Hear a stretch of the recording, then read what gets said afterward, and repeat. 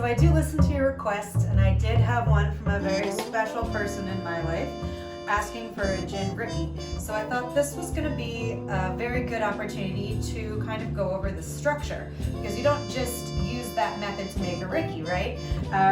Which is pretty great. This is a really versatile recipe, and you can kind of plug in what you have at home.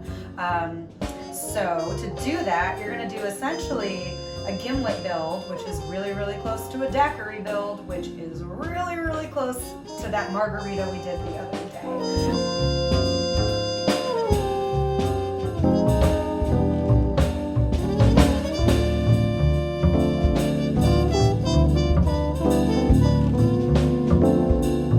So to start for a gimlet, 3/4 of simple syrup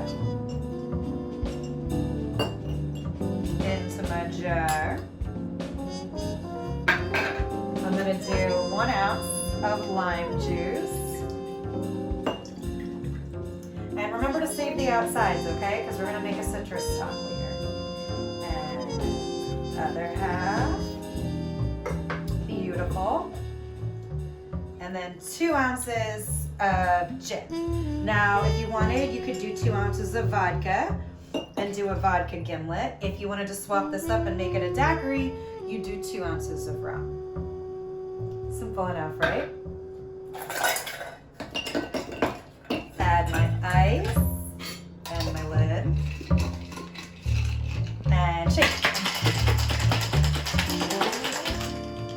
So if we're going to call this a gimlet, we're going to go ahead and stop right here, okay? And I'm going to use this as my strainer because it's right here and it's pretty handy. Into my Nick and Nora glass.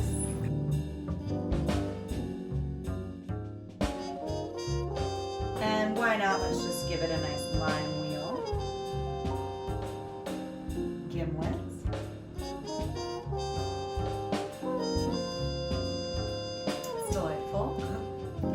All right, so if this isn't your cup of tea and you want to add some bubbles to that, right? You want to go ahead and make that gin Rickey.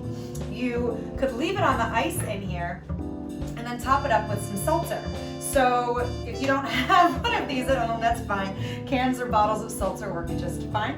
I happen to love using one of these. It's a lot of fun for me. So I go ahead and top it off with some seltzer and gin Rickey. So we can go ahead and do that, or just enjoy it in gimlet form. Cheers.